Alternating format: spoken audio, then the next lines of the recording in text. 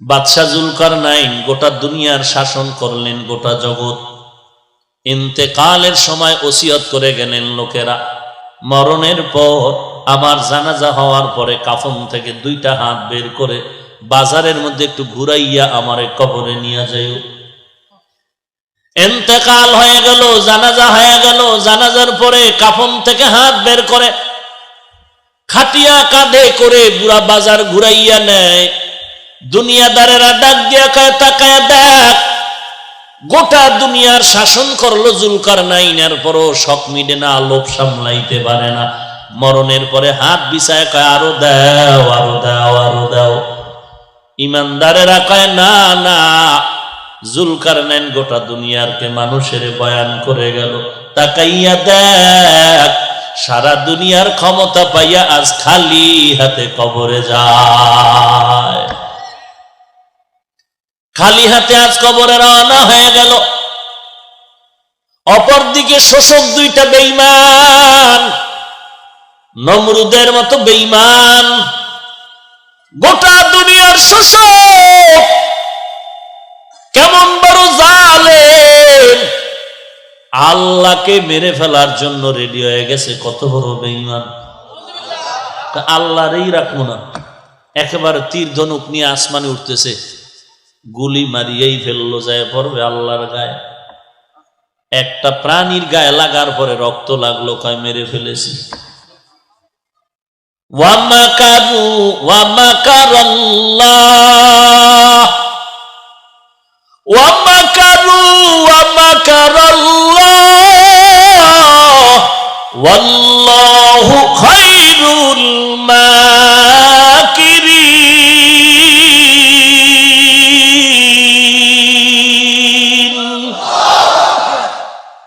তুই কত নাম্বার বেঈমান? নমরুদের মতো বেঈমান তো হতে পারো নাই, ফেরাউনের মতো টাকার গরম দেখায় না। যত বড় টাকাওয়ালা হও, কারুনের থেকে বেশি টাকা তোমার হয় নাই।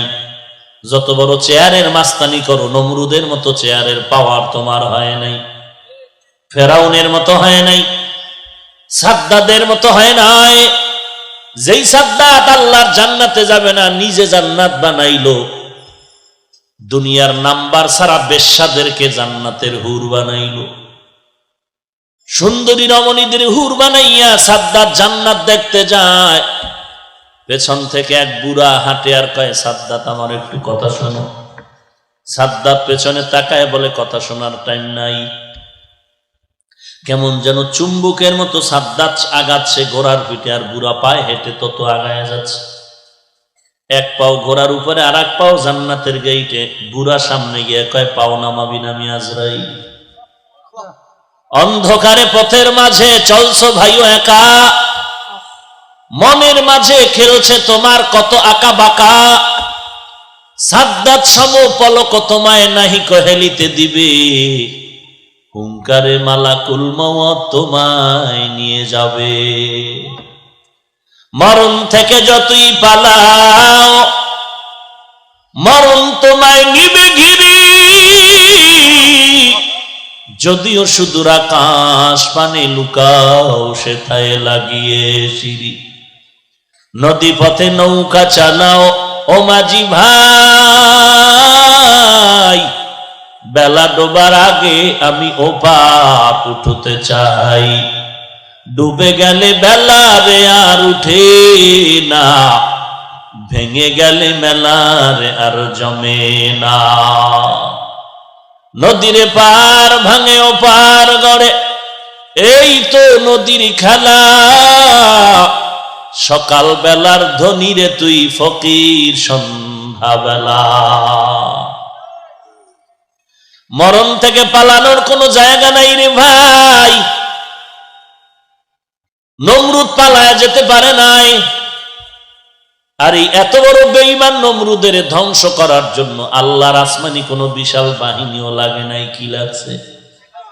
একটা অসুস্থ মশা মাথার ভিতরে ঢুকিয়া ফাঁকে ফাঁকে একটা মিস কল দেয়, নমরুদ বেহুশ হয়ে যায়। হঠাৎ করে জুতার সাথে মোলাকাত হয়ে গেল, মাথার সাথে ঠান্ডা। নমরুদ কয়, ডাক্তারের গুল্লি মারি জুতাই হলো আমার মূল ঔষধ। জুতার সাথে যখন মাথার সাথে মোলাকাত হয় তখন মাথা ঠান্ডা। কর্মচারী একজন রেডি করে কয় বেতন বাড়ায় দিব, যত জোরে জোতার বাড়ি মারবি, জোতার বাড়ি জোরে দিবি তো বেতন বাড়ায় দিব। ফাঁকে ফাঁকে জোতার বাড়ি দেয় তো নমরুদ মাথা ঠান্ডা করে চুপচাপ ঘুমিয়ে যায়। কর্মচারী কয়েকদিন কাজ করার পরে বলে আমার একার দ্বারা সম্ভব না, ঘুমান লাগবে তো। কয় তাহলে আরো একজন কর্মচারী রেডি কর, দোনোজনার দায়িত্ব, একজনে না পারলে আর একজন জুতার বাড়ি যেন বন্ধ না হয়। খোদার মায়, এটা কি সবার কপালে হয়নি? এটি সান কপালে কপাল। নমরুদের কপালে জুতা, আমেরিকার ডব্লিউ বুশের কপালে। সাংবাদিকরা জিজ্ঞেস করলো কাইফা হাল, জুতা খায় কেমন লাগলো? বলে এটা তো আমার গণতান্ত্রিক অধিকার। কেসা ভাটপা, চিন্তা করেন যে জুতা খাইয়াও বলে কিচ্ছু মনে করিনি। এরে নবীর উম্মতের দল, মাঝে মাঝে আল্লাহ পায়ের জুতা কপালে লাগায় দেখায় যে দেখ তোর কত সম্মান। এই নমরুদকে আল্লাহ ধ্বংস করার জন্য বেশি কিছু লাগে না। এরে টাকাওয়ালা ভাই, এরে চেয়ারওয়ালা ভাই, কিসের বাহাদুরি দেখাও, কিসের মাস্তানি করো রে বাবা? ফেরাউনের মতো মাস্তান তো হতে পারো নাই। 40 বছর পর্যন্ত যে ফেরাউনের কোনো অসুস্থতা হয় নাই। নীল নদের ভেতরে মাঝখানে বাড়ি বানাইছে, ধুলা বালু লাগে না তো, ঠান্ডাও হয় না। কেমন ফেরাউন, যেই লোহিত সাগরের উপর দিয়ে মুসা নবীকে আল্লাহ পাস করায় দিলেন, পার করায় দিলেন, আবার ওই পানির মধ্যেই ফেরাউনকে আল্লাহ চুবায় ডুবায় খোদাই খায়েশ মিটায় দিলেন। এরে নবীর উম্মতের দল, তুমি তাদের থেকে তো বড় টাকাওয়ালাও হতে পারো না, বড় মাস্তান হতে পারো না। কারুনের এত টাকা, তার টাকা যেই গুদামগুলোতে রাখতো, যেই বিশাল গুদামে টাকা রাখতো, স্বর্ণের টাকা, এই গুদামগুলোর তালার চাবি বহন করার জন্য প্রায় 70টা উট লাগতো। উট, 70টা উট শুধু চাবি টানতো। এবার বুঝেন কি পরিমাণ তালা, আর এই তালা কি পরিমাণ গুদাম তার মালে। অহংকারী হয় মুসা নবী বললেন জাকাত দাও, কারণ বলে জাকাত দিব না। দিব না তো দিবই না, উল্টা মুসা নবীর বিরুদ্ধে একটা মেয়েরে রেডি করলো, টাকার লোভ দেখায় বলে এই কন্যা সন্তান। মুসা যখন মানুষের সামনে বয়ান করবে, তুমি দাঁড়াইয়া অপবাদ দিবা মুসা তোমার সাথে জিনা করেছে। চালাকি সব জায়গায় চলে না, বাটপারি সব জায়গায় চলে না, বেয়াদবি গাদ্দারি সব জায়গায় চলে না। খবরদার, বেয়াদবি করতে গিয়া মা বাবার সাথে মাস্তানি করিস না। এই ছাত্র, লেখাপড়ার গরম আর ভাব দেখাইতে গিয়া শিক্ষকের বিরুদ্ধে আন্দোলন করবি না, কপাল পুড়ে যাবে। আজকে কত ছাত্র দেখা যায় শিক্ষকের বিরুদ্ধে আন্দোলন করে কপাল পুড়েছে।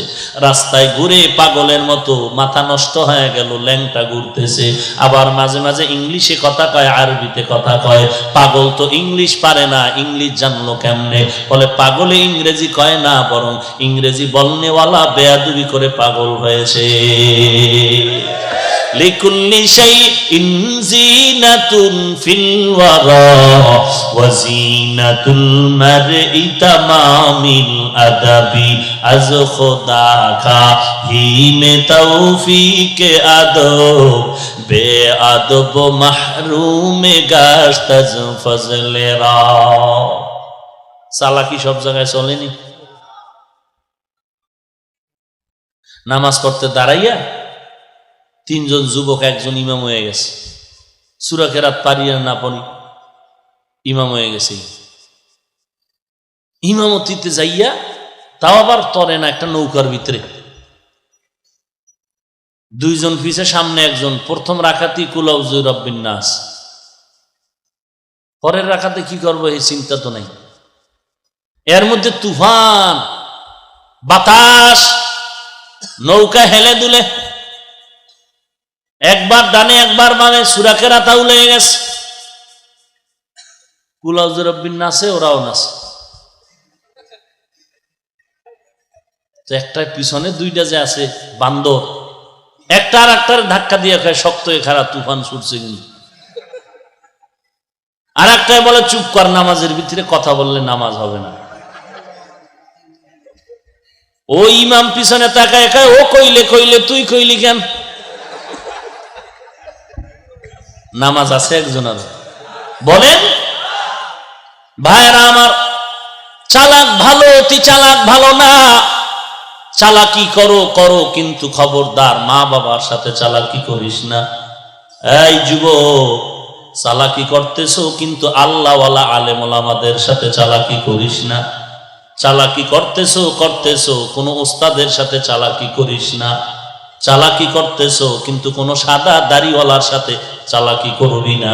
এমন ভাবে কপাল পুড়ে যাবে, তোর মা বাবাও কান্না করে আর কপাল ভালো করতে পারবে না। তোর মা বাবাও পারবে না এই কপাল ভালো করতে। সাবধান, ভালো হইতে বহু সময় লাগে, কপাল পুড়তে একটা সেকেন্ড লাগে না রে যুবক ভাই। এই জমিনের মধ্যে সাহায্য তার থেকে নাও যার তিনটা দুর্বলতা নাই। এক নম্বরে যার পিছুটান নাই, দুই নম্বরে যার অভাব নাই। এই জমিনে পিছুটান ছাড়া কেউ নাই, অভাব ছাড়াও কেউ নাই। বরং যে যত টাকাওয়ালা সে তত বড় অভাবী। তিন নাম্বার বলেছিলাম যার কোনো স্বার্থ নাই। জমিনে তালাশ করে দেখো, স্বার্থ নাই এমন একজন আল্লাহর বান্দা পাওয়া যাবে না। হ্যাঁ, চিন্তা ভাবনা করে বের করছিলাম, আম্মা জানের স্বার্থ নাই, আব্বার স্বার্থ নাই। কিন্তু সোনার বাংলায় তাকায় দেখলাম স্বার্থের টানে মা তার সন্তানের জবাই দেয়, বাবায় তার সন্তানের জবাই দিয়েছে। স্বার্থের টানে আবার সন্তান তার মা বাবাকে জবাই দিয়েছে। স্ত্রী স্বামীকে জবাই করে, স্বামী স্ত্রীকে জবাই করে। স্বার্থের টানে মা কোলের বাচ্চাটারে ফ্রিজের মধ্যে আটকায় মেরে ফেলেছে। স্বার্থের টানে কি আর বলবো, ভাষা নাই, লজ্জা করে সমস্ত কথা মাইকে বলতে। নিজের আপন মেয়ের সাথে বাবা যে অপকর্ম করেছে, এই সোনার বাংলায় ভাষা নাই বুঝাবা। এরে নবীর উম্মতের দল, দুনিয়াতে স্বার্থ ছাড়া কেউ নাই। ওই কারণ মুসা নবীর বিরুদ্ধে মেয়েকে রেডি করে দিল। মুসা নবী যখন বয়ান করতে দাঁড়ায় গেলেন, মেয়েটা মুসা নবীর বিরুদ্ধে অপবাদ দেওয়ার জন্য দাঁড়িয়ে গেল। আল্লাহর কুদরত, সাথে সাথে মেয়েটার জবান বন্ধ হয়ে গেল। আবার মেয়েটা ভয়ে বসে গেল, জবান খুললো, আবার দাঁড়ায় গেল, জবান বন্ধ। এরকম কয়েকবার মেয়েটা আপ ডাউন করার পরে চিন্তা করলো, আর মুসা নবীর বিরুদ্ধে অপবাদ দিব না। আল্লাহ, তুমি আমার জবানটা খুলিয়া দাও, আমি সত্য কথাটা নবীর সামনে বলতে চাই। মেয়েটা দাঁড়ায় গেল, সত্য কথা বলার জন্য আল্লাহ জবান খুলে দিলেন। মেয়ে ডাক দিয়া কয়, পয়গম্বর, আপনার মতো পবিত্র কেউ নাই। কারণ আমার টাকার লোভ দেখায় রেডি করছিল আপনার বিরুদ্ধে অপবাদ দিব, আমার সাথে জিনা করেছেন।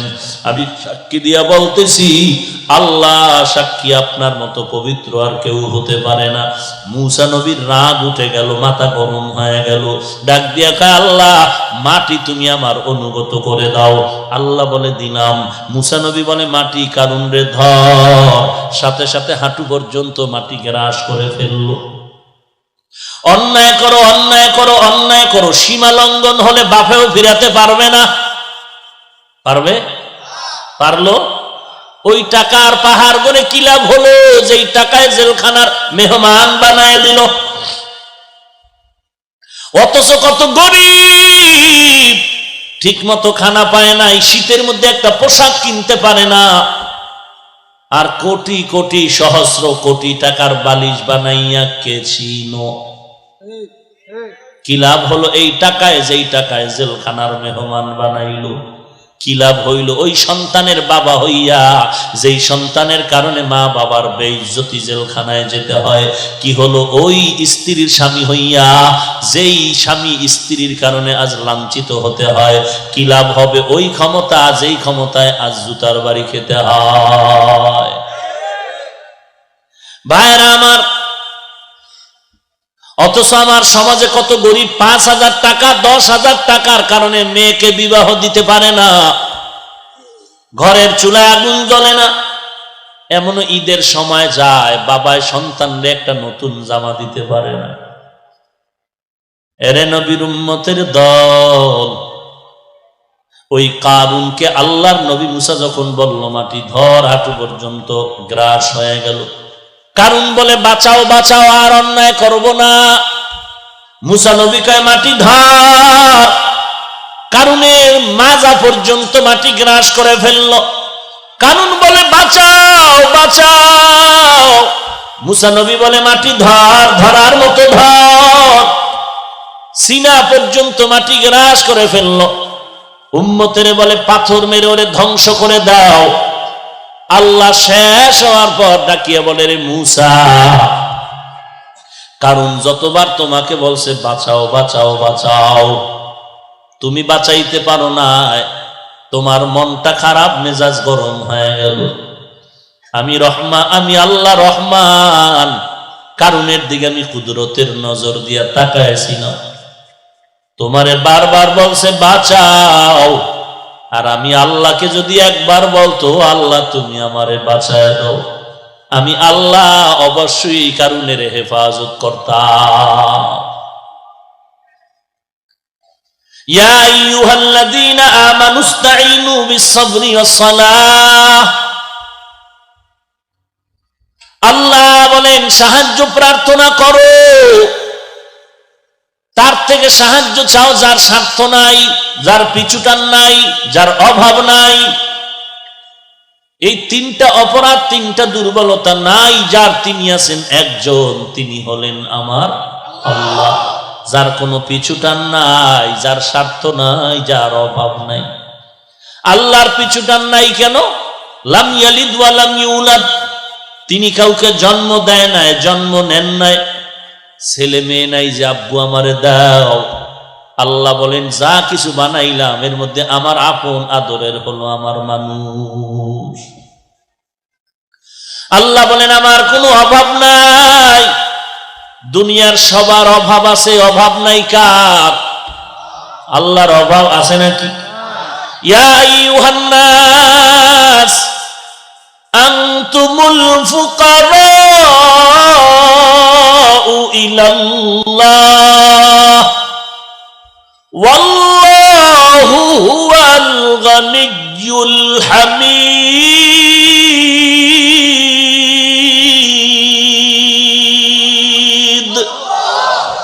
गर तवक्कुल मीकुनी हर सुबह शाम, मेरा साना दरस में तू अजला मकाम, जुज़्बा हक ची जे मखा अज इंसु जा, फजले उआ मस्ते दर जुमला जहा। আল্লাহ বলেন আমার কোনো অভাব নাই। 3 নাম্বার, আল্লাহ বলেন আমার কোনো স্বার্থ নাই। আমি যদি একটু স্বার্থ দিয়ে তাকাইতাম, দুনিয়ার কোন বেঈমানের এক ঢোক পানিও পান করতে আমি আল্লাহ দিতাম না। এই বান্দা, নামাজও পড়ো আবার মিথ্যা কথা বলো, আল্লাহর সাথে যত গাদ্দারি আর বেঈমানি করেছো, আল্লাহর স্বার্থ যদি পর হইতেন, আল্লাহ পানি বাতাস আর সূর্যের আলো খানা দানা বন্ধ করে দিতেন। আল্লাহ বলেন না না, আমি আল্লাহ খানাও বন্ধ করি নাই, বাতাসও বন্ধ করি নাই, আমি আল্লাহ পাক সূর্যের আলো চাঁদের আলো বন্ধ করি নাই, আমি আল্লাহ রাগ করিয়া তোকে কোনো কষ্ট দেই নাই, বরং আমি আল্লাহ বারবার তোকে ডাকতেছি, উদউনি আস্তাজিব লাকুম। এরে বান্দা, ডাকার মতো আমি আল্লাহকে ডাক দাও, আমি আল্লাহ তোর জবাব দিয়া সব গুনাহগুলো মাফ করে দিব। আল্লাহ বলেন আমি স্বার্থপর না, অতএব সাহায্য আমার থেকে নাও। আর সাহায্য যদি নিতে চাও, নিয়ম ছাড়া সাহায্য নিতে পারবা না। চেয়ারম্যানের থেকে আপনার 10,000 টাকা লাগবে, রাস্তার মধ্যে পাইলেই যদি বলেন চেয়ারম্যানের কলারটা ধরে বলেন 10,000 টাকা দিয়ে যা, এটা আদব হইল? আপনার এলাকায় কোনো একজন পীর সাহেব আছে, কানের উপরে একটা থাপ্পড় দিয়ে যদি কোন কেউ পীর সাহেব জিকির টিকির ঠিক মতো করেন, তো এটা আদব হইল না বেয়াদবি? প্রত্যেকটা জিনিসের আদব আছে। চেয়ারম্যান থেকে আপনি 50,000 টাকা লাগবে, 10 মণ চাল লাগবে, ডাল লাগবে। চেয়ারম্যান বলে আমার কাছে অ্যাপ্লিকেশন দাও, দরখাস্ত দাও। আল্লাহ বলেন এরে গোলাম, তোমাদের যা কিছু প্রয়োজন আমি আল্লাহর কাছে চাও, দুইটা জিনিসের মাধ্যমে চাইতে হবে। 1 নম্বরে ধৈর্য, 2 নম্বরে হলো নামাজ। আজ আমাদের মধ্যে ধৈর্য নাই, নামাজও নাই। ধৈর্য আছে? ধৈর্য নাই। ইমাম সাহেব কেরাত লম্বা লইলে টের পাওয়া যায় ধৈর্য।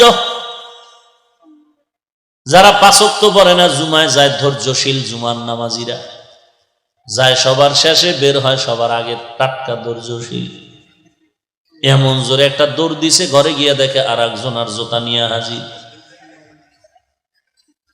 এরে নবীর উম্মত, ধৈর্য আর নামাজ। ধৈর্য ধরনে কি লাভ? আল্লাহ বলেন আমি কিয়ামতের দিন স্পষ্ট তাকে বিনা হিসাবে জান্নাত দিব। বিনা হিসেবে আল্লাহ জান্নাত দিবেন। ইন্নামা ইউওয়াফাস সাবিরুনা আজরাহুম বিগাইরি হিসাব। বেগাইরে হিসাব ধৈর্য ধারণকারীকে আল্লাহ বলবে যা তুই জান্নাতে যা। ধৈর্যের বড় দাম। ধৈর্য ধারণকারীদের জন্য বড় সুসংবাদ। ইয়া আইয়ুহাল্লাযীনা আমানুসবিরু ওয়া সাবিরু ওয়া রাবিতু ওয়াত্তাকুল্লাহ। এরে মুমিন, ধৈর্য ধারণ করো, এর উপরে মজবুত হয়ে থাকো। ধৈর্য বড় দামি একটা সম্পদ।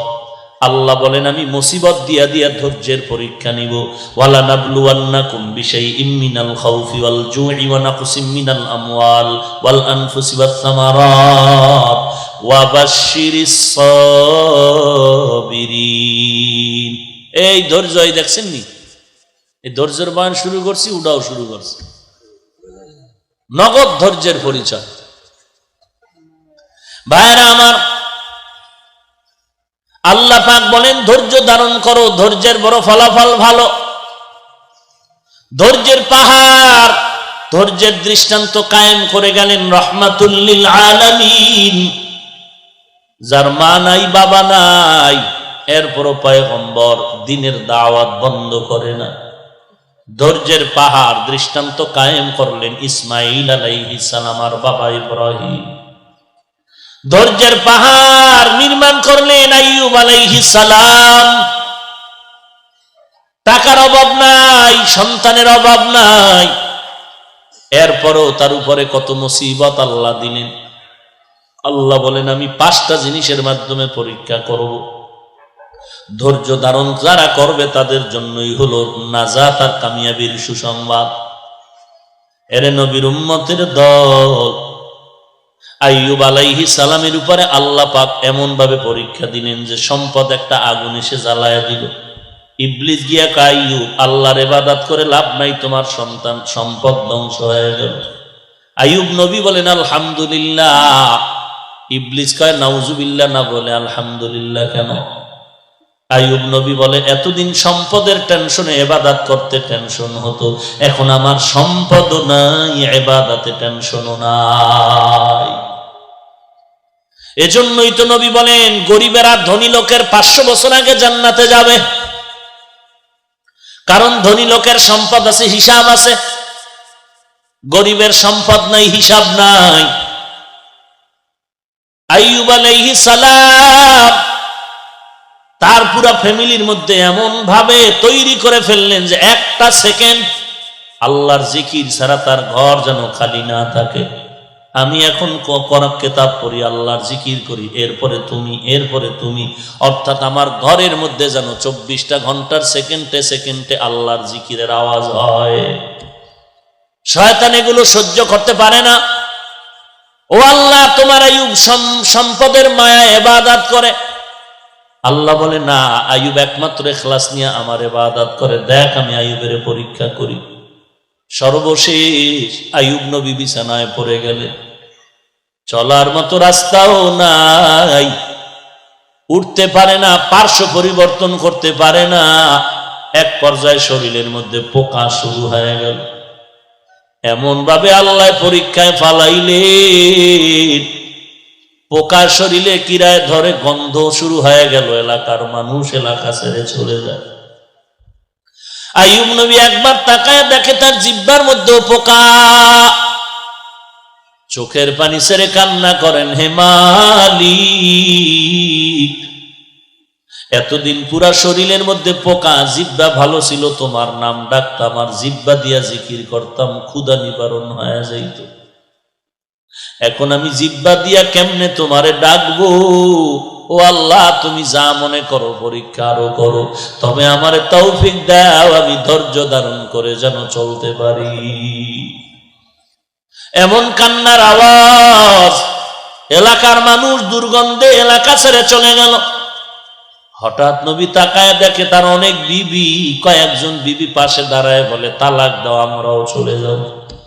আইয়ুব নবী বলে, যাও যাও, দুনিয়াতে মনে করছিলাম সন্তানের জন্য মা আপন বাবা আপন, আমার সন্তানও নাই, বাবাও নাই, মাও নেই। একটা উপযুক্ত পুরুষের জন্য শেষ সীমানা ঠিকানা হলো তার স্ত্রী আপন। আজকে তোমরাও আমারে ছাড়িয়া যাও। আইয়ুব নবী আল্লাহর দরবারে কান্না করেন, ও দয়ার মালিক, আজকে তুমি তাকায়া দেখো, আমার বিবিরা পর্যন্ত আমারে ছাড়িয়া চলিয়া যায়, সবাই আমারে ছেড়ে দিয়া যায়, তুমি আমারে ছাড়িয়া দিও না রে আল্লাহ। ও আল্লাহ, সবাই আমারে ভুলে গেল, তুমি আমারে ভুলিও না রে মালিক। আল্লাহ বলেন যে আমারে ভুলে না, আমিও তাকে ভুলবো না। আইয়ুব নবী তাকায়া দেখে সবাই গেল, একটা মাত্র বিবি ইউসুফ নবীর কন্যা রহমা নামের, সাধারণ সবাই জানে যার নাম রহিমা। আইয়ুব নবীর একমাত্র বিবি রহমা আইয়ুব নবীর পায়ের কিনারায় বসে বসে গুনগুন করে কান্না করে। আইয়ুব নবী ইশারায় বললেন, বিবি কেন তুমি যাও না? রহমা নামের বিবি চোখের পানি ছেড়ে কান্না করে বলেন, পয়গম্বর, আমাকে আপনি তাড়াইয়া দিবেন না, আমার জীবনের শেষ পর্যন্ত আমি আপনার খেদমত করিয়া জীবন শেষ করতে চাই। কারণ হলো আমি রহিমার কোনো আমল নাই। কঠিন হাসরের দিন এমন এক মুহূর্ত হবে, সন্তান মা চিনবে না, মা সন্তানের পরিচয় দিবে না, আপন আপন বলতে কেউ থাকবে না। নবীদের অবস্থা বড় করুণ, কান্নার আওয়াজ। ওই কঠিন সময় সূর্য মাথার উপরে, জমিনটা হয়ে যাবে তামা, সূর্যের তাপে গুনাহগারের মাথার মগজগুলো টস টস করে ফেটে যাবে। ওদিকে জাহান্নামের আওয়াজ, জাহান্নাম চিল্লায় বলবে, আল্লাহ, গুনাহগার গুলো আমার ভেতরে দাও। ওই কঠিন মুসিবতের সময় যদি আল্লাহ আমাকে ডাক দেয়, রহিমা, আমার দরবারে এমন কোন আমল নিয়ে আসছো নাকি না, যাতে আমার কোন আমল যদি না পাই, আল্লাহর কাছে এতটুকু বলবো, আল্লাহ, আমি তোমার একজন আদরের পয়গম্বরের স্ত্রী হয়ে আসছি। আল্লাহ হয়তো নবীর মোহাব্বতে আমি রহমাকেও নাজাতের ব্যবস্থা করে দিবে। ও পয়গম্বর, আমাকে আপনি তাড়ায়া দিবেন না। এরে পর্দার আড়ালের মা, ওই ইউসুফ নবীর কন্যাও নারী, তুমি একজন নারী। খাজা মুঈনুদ্দিনের মাও মা, তুমিও মা। এই চট্টগ্রামের জমিনে ঘুমন্ত শাহ আমানত তার মাও মা, তুমিও মা। এমন একজন স্বামীর খেদমতগার হইয়া কবরে যাইতে পারলা কিনা চিন্তা করো। এমন একটা সন্তানের মা হইয়া কবরে যেতে পারলা কিনা চিন্তা করো। কিয়ামতের দিন কিসের হিসাব দিবারে মা? আল্লাহর কাছে এমন কোন আমল করছো যে আমলটা দিয়া আল্লাহর কাছে নাজাতের ওসিলা পেশ করবা। এই পর্দার আড়ালের মা, আমি হাফিজুর রহমানের মাও মা, তুমিও মা। মনটা কি চায় না একজন আলেমের মা হয়ে কবরে যাও? মনটা কি চায় না একজন কোরআনওয়ালার মা বাবা হয়ে কবরে যাও? সন্তান মা বাবার জানাজার ইমামতি করবে, কবরের কিনারায় গিয়া কোরআন তেলাওয়াত করে দোয়া করবে। এরে যুবক আল্লাহর গোলাম, তুমি স্কুলে পড়ো, কলেজে পড়ো, ভার্সিটিতে পড়ো, ডাক্তার, ডক্টর, ইঞ্জিনিয়ার হও, কিন্তু কোরআন শরীফ পড়তে তো বাধা নাই। তুমি স্কুলে পড়ো, কলেজে পড়ো, তবে কোরআন শরীফটা তুমি পার্ট টাইম একটা টাইম ঠিক করিয়ে কোরআনটা শুদ্ধ করো। এশার নামাজের পরে 1 ঘন্টা, না হয় ফজরের পরে 1 ঘন্টা ইমামরে সময় দিয়ে কোরআন শিখো। তুমি আল্লাহর কোরআন পড়ো, ইসলামের মাসআলা মাসাইল একটু অধ্যয়ন করো, আল্লাহ ওয়ালা উলামায়ে কেরামের সাথে সম্পর্ক রাখো।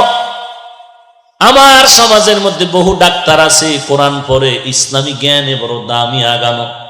ঢাকার শহরে যাও, চট্টগ্রাম শহরে যাও, বহু ডাক্তার আছে, ইমামতির ময়দানে দাঁড় করায় দাও, পাক্কা ইমাম হয়ে আছে। কারণ ডাক্তারির পাশাপাশি বান্দা কোরআন শিখছে, ইসলামের লাইনে অনেক জ্ঞান অর্জন করেছে। মনে হয় যেন আজ ওই বান্দা আলেমের কাতারে গিয়া অনেক দামি হয়ে গেল। এরে যুবক আল্লাহর গোলাম, তোমার আমার মতো যুবক স্কুল কলেজে পড়ে 1 ওয়াক্ত নামাজ বাদ দেয় না, আছে না নাই? তুমি কেন পারবা না? বালিশে মাথা লাগা একটু চিন্তা করে ঘুমাইও। ঘুমের ঘরেও তো কত মানুষ মরিয়া যায়। তুমি যদি ঘুমের ঘরে মরে যাও, কি উপায় হবে? অন্ধকার কবরে। স্কুলে পড়ো, তোমার আমার মতো যুবক কৃষি কাজ করে, ড্রাইভারি করে, কোটি টাকার ব্যবসা করে, 1 টাকাও হারাম খায় না, নামাজ বাদ দেয় না। তুমি কেন পারবা না রে বাবা? তুমি নেতা মানো, দল মানো, তরিকা মানো, সব কিছুর ঊর্ধ্বে আমার আল্লাহ, সব কিছুর ঊর্ধ্বে আমার পয়গম্বর। এখানে সচেতন শিক্ষিত যুবক, আমাকে বলো, নবীজির তরিকার মধ্যে দাড়ি রাখার নিয়ম আছে না নাই? বলো বলো, আসতে বলো কেন? আছে। মানে যারা দাড়ি ছোট করো, যারা পুরাটা কাটো, দোনো দলের গুনাহ সমান। কেমন গুনাহ? 24টা ঘন্টার সেকেন্ডে সেকেন্ডে সেকেন্ডে কবিরা গুনাহ। ঘুমাইয়া থাকলেও গুনাহ লেখা বন্ধ নাই। নামাজে দাঁড়ায় আছো, গুনাহ লেখা বন্ধ নাই। বাইতুল্লাহর ঘর ধরে লাব্বাইক বলতেছো, গুনাহ লেখা বন্ধ নাই। তুমি বান্দা যতদিন পর্যন্ত দাড়ি রাখার নিয়ত না করবা, ততদিন পর্যন্ত কবিরা গুনাহ বড় না ছোট? বড় গুনাহ লেখা বন্ধ নাই। তুমি রাতের বেলা ঘুমাও, তারপরও গুনাহ লেখা বন্ধ নাই।